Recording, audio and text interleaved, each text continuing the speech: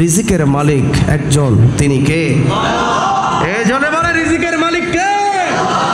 তুমি অনেক কষ্ট করতে পারো, টাকার জন্য অনেক পরিশ্রম করতে পারো, আল্লাহ চাহিত বরকত দিতে পারে, না হয় হাজার কোটি পরিশ্রম তোমাকে কখনো শান্তি এনে দিতে পারবে না। ঠিক কিনা বলেন? আরো জোরে বলেন ঠিক কিনা? টাকার বান্ডিল তোমার ঘরে থাকতে পারে, বিল্ডিং এর মালিক তুমি হতে পারো, জায়গার মালিক তুমি হতে পারো, দেখবা অনেক মানুষ আছে টেনশনে রাতের মধ্যে ঘুম নাই। বলেন তো শান্তি দেওয়ার মালিক কে? এই জোরে বলেন শান্তি দেওয়ার মালিক কে? আর একজন রাস্তার সুইপার, রাস্তার মুছি, একেবারে কাঙ্গাল হতে পারে, রিক্সাওয়ালা, শ্রমিক, দিনমজুর, এক বেলা খায় আর এক বেলা খায় না ঠিক মতো, কিন্তু তার ভিতর শান্তি আছে না নাই?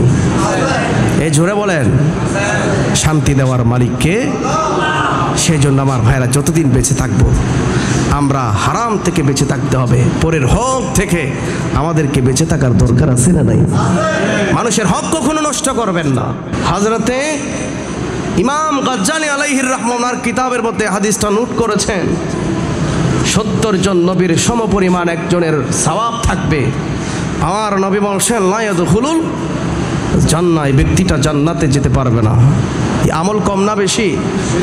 একেবারে 70 জন নবীর সমপরিমাণ সওয়াব থাকার পরেও আমার বাবা আমার নবী বলেছেন লা ইয়াদখুলুল জান্নাহ। সাহাবায়ে কেরাম বললেন ইয়া রাসূলুল্লাহ কেন? বলে সে দুনিয়াতে মানুষের হক নষ্ট করেছে, রায়ের দানার সমপরিমাণ হক নষ্ট করেছে, মানুষের উপর জুলুম করেছে, এতিমের হক নষ্ট করেছে। পরিমাণ হচ্ছে একেবারে সামান্য, রায়ের দানার সমপরিমাণ, 70 জন নবীর সমপরিমাণ সওয়াব তার আমলনামায় থাকলেও আল্লাহ তার জন্য জান্নাতের দরজাকে বন্ধ করে দিবে।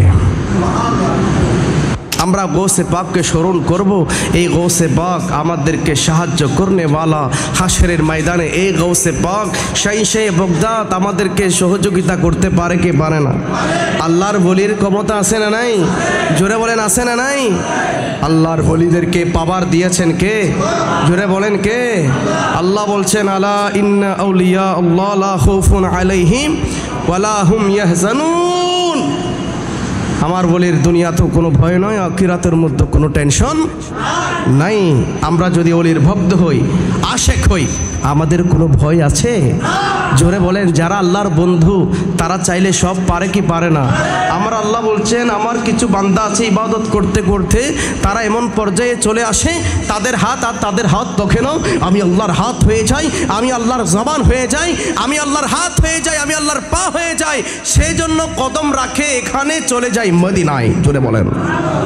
সেজন্য গৌসুল আজম মাইজভান্ডারী ওযু করছেন পুকুরের মধ্যে, দৃষ্টি চলে গেল রাঙ্গুনিয়ার উদালা পাহাড়ের মধ্যে, আশেক ভক্ত বাঘের মুখে পড়েছে, ওই বদনাটা ওযু করার বদনাটা নিক্ষেপ করেছেন পুকুরের মধ্যে, গিয়ে পড়েছেন রাঙ্গুনিয়ার কুদালা পাহাড়ের ওই বাঘের মুখে। আল্লাহু আকবার।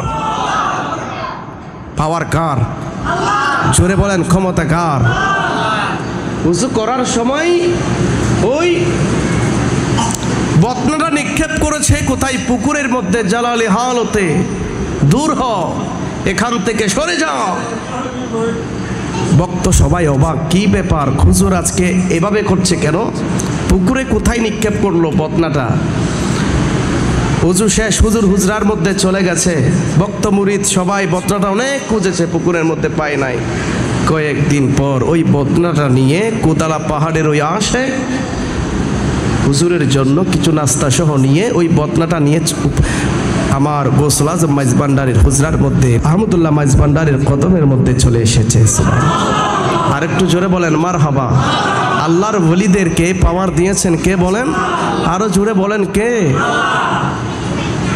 আমার গাজী দ্বীন মিল্লাত ইমাম শেরে বাংলা মাহফিলে আসবেন কর্ণফুলী নদীর মধ্যে। তখন সিগনাল উঠেছে যে নৌকার মাঝি বলে বাচ্চা মিয়া ডাক দিয়ে বলে না, পার হওয়া যাবে না। বলে আমাকে তো মাহফিলে যেতেই হবে, ওয়াদা রক্ষা করতে হবে। তো বলে হুজুর সিগনাল উঠেছে, বলে তোমার দায়িত্ব হচ্ছে নৌকা চালানো, পৌঁছিয়ে দেওয়া, এটা আমার দায়িত্ব। সুবহানাল্লাহ। দেখা যায় নৌকা শুধু স্টার্ট করেছেন, মুহূর্তের মধ্যে ওই পাড়ের মধ্যে পৌঁছে গিয়েছেন। বলে তোমার ফিস কত? বলে হুজুর মাফ করবেন, আজকে আমি ফিস নিব না, আমি একটু আপনার দোয়া নিতে চাই। জোরে বলেন না মারহাবা। বলে কি দোয়া চান? বলে আমাকে আপনি আমার জন্য একটু দোয়া করেন, আল্লাহ যেন আমাকে একটা সন্তান দান করে। বলিরা কি দিতে পারে? ওলিদের হাত বলেছেন কে? আল্লাহর হাত কে বলেছেন? জোরে বলেন কে? ওলিদের হাত সেটা আল্লাহর হাত হয়ে যায়, জবান এটা আল্লাহর জবান হয়ে যায়। সেই জন্য ওলিটা বলে আল্লাহ কবুল করতে দেরি লাগে না। সুবহানাল্লাহ।